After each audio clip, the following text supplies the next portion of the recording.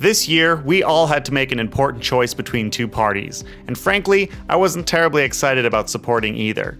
I'm talking, of course, about Battlefield and Call of Duty.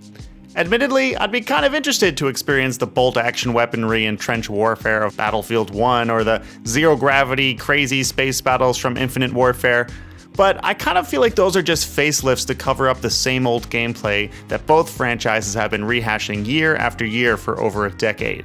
Not to say that they aren't good games, but I kind of felt like I needed to try my luck with a third-party option.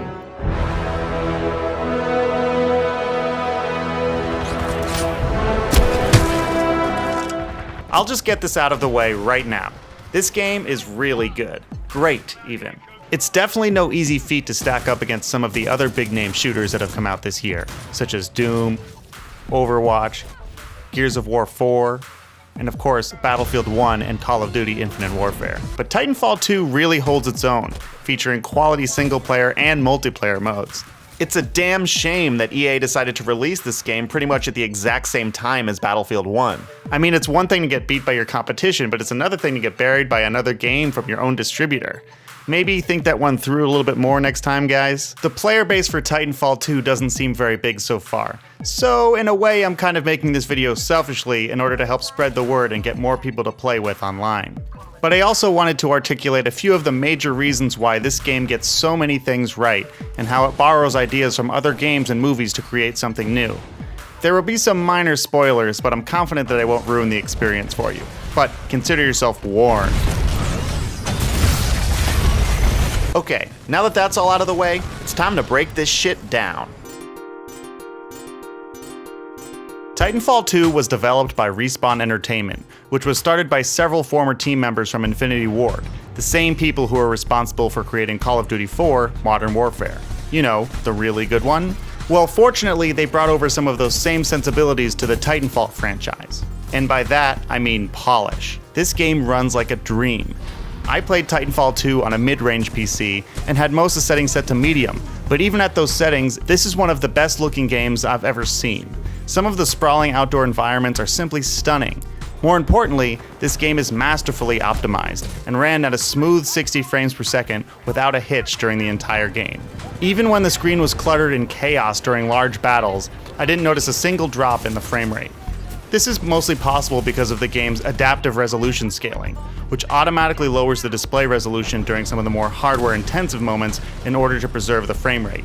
Having a consistent 60 FPS is something that has always been a major strength of Call of Duty, and I'm glad that Respawn Entertainment clearly prioritized that kind of smooth performance with Titanfall 2. The other thing that is incredibly smooth is the player movement. You've got your basic first-person shooter moves like jumping and crouching, but Titanfall 2 also allows you to use some more acrobatic moves such as wall running, double jumping, and sliding. There are many platforming elements to the campaign, including several sections where you have to use your wall running abilities to get by. These moments are a blast and really make you feel like a complete badass, especially if you can get a few kills while hopping around between the walls. It also makes you look at levels from a different perspective because you can easily scale up buildings and get to rooftops and basically get in positions that normal physics wouldn't allow. Thankfully, the level design in both single and multiplayer accommodate this mindset and include lots of walls and platforms to jump around on. It's kind of like how Tony Hawk levels were designed in a way where you could skate or grind on nearly everything. You would go through a level knowing that skating on any object would help you continue your combo. The Titanfall levels are similar. Everything can be used to help you make a sick move.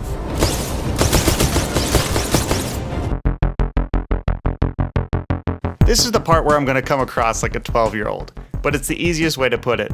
These guns are so awesome. They just feel great to shoot.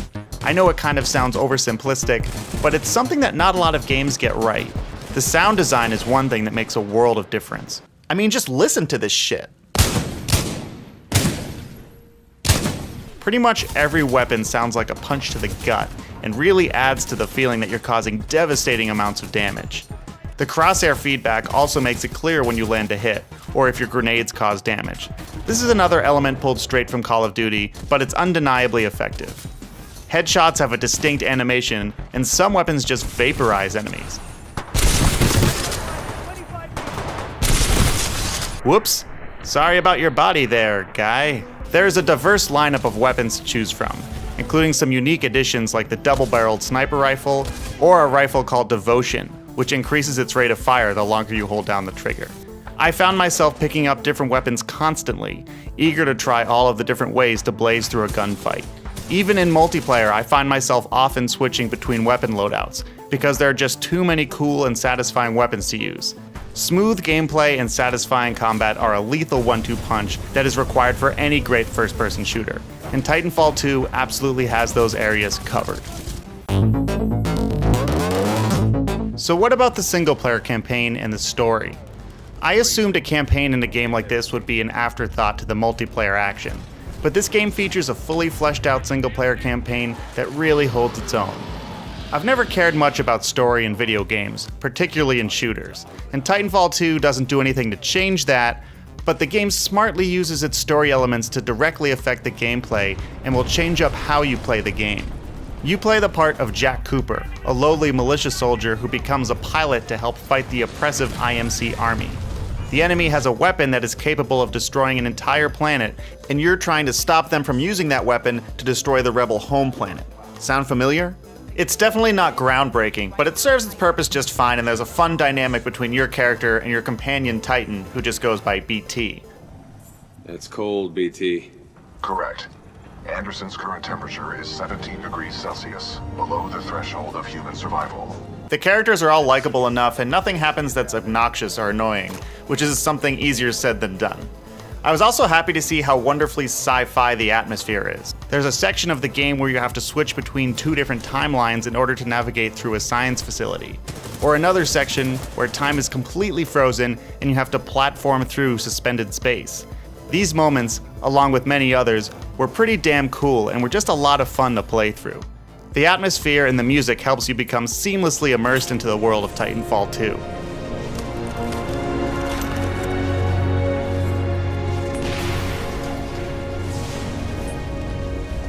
Throughout the game, you're either running around on foot or you're controlling a giant robot, both of which feel fantastic. There are also several boss fights along the way, all of which are interesting and challenging in their own ways. I kept getting my ass kicked during the Viper boss battle, but it made it all the more satisfying when I finally prevailed. The campaign maintains a tight pace and doesn't waste much of your time with cutscenes and exposition, and it will probably only take you around 4 to 6 hours to complete, which is probably my biggest complaint. It's too short.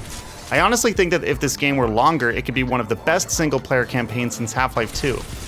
But sometimes you can't have it all. It's still really good as is, and it's certainly more than an afterthought.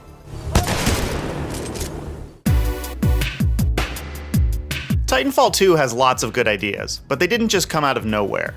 The game might not seem completely original, which is probably because it pulls heavily from a bevy of other games. In fact, I was constantly reminded of moments from other games as I played through the campaign. Some similarities are very specific, and some are more conceptual in nature.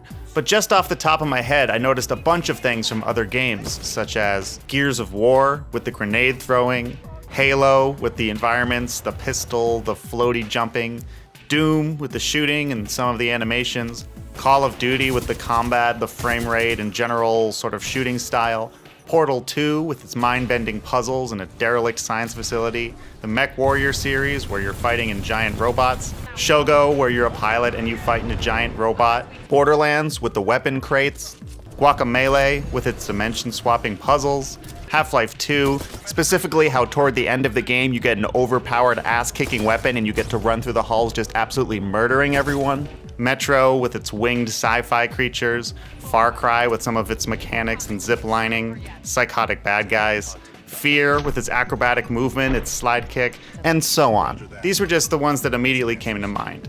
But Titanfall 2 didn't just pull from other games. It seems to have some heavy inspiration for many popular films as well, mostly in the sci-fi and action genres. So what does this all mean? It might sound like I'm trying to say that Titanfall 2 is just a knockoff of other games and movies, but my point is that the developers at Respawn clearly took to heart lessons learned by others before them, which might be why Titanfall 2 feels so refined and polished. It rides the line between tried and true concepts and brand new ideas, but it somehow all just works. Titanfall 2 feels familiar, but at the same time it's not quite like anything else. So the single player campaign is really solid, and if you haven't played it and you're a fan of first person shooters, you really owe it to yourself to check it out. But while you can try the single player anytime you want, one thing that won't be around forever is the multiplayer. As much as I've gushed about the single player, I'm straight up addicted to the multiplayer. The weapons, the levels, the tight gameplay, the Titan on Titan combat, the power-ups and abilities, it's all just fantastic. The main mode called Attrition puts you up against AI and human-controlled enemies, which really makes the scale of some of the battles feel epic. Plus, it feels good to be able to steamroll some easy AI opponents when you're having a shitty round.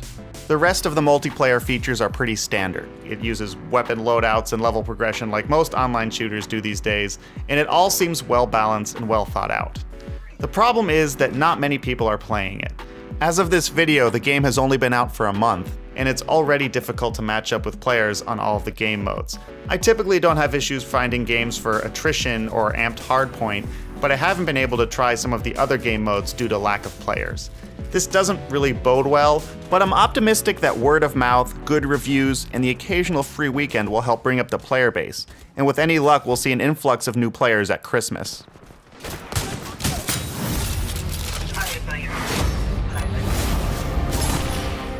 Titanfall 2 had the misfortune of being released among a sea of other big games, and I could totally understand how at first glance it might look like just another generic shooter. It's kind of like how the movie Edge of Tomorrow came out, and it looked like just another generic sci-fi action movie coming out in the wake of a bunch of other mediocre movies like Elysium and Oblivion. But it turned out that Edge of Tomorrow is an incredibly fun movie that's bursting with interesting ideas. By the way, if you haven't seen it, you should absolutely check it out. But Edge of Tomorrow didn't really do too well in theaters, probably because the marketing didn't help let people know how different the movie actually was than what it appeared to be on the surface. I just don't want Titanfall 2 to suffer the same fate. So if you're looking for a solid, fast-paced, single and multiplayer experience, you should absolutely consider trying this one out. And if you like it, you should tell your friends. Get everyone aboard the Titanfall 2 hype train, baby! Anyway, that's all I have for Titanfall 2. My name is Cole, aka Kirklinden, and check out my live stream at twitch.tv/Kirklinden, and check out my other videos at youtube.com/Kirklinden. Peace.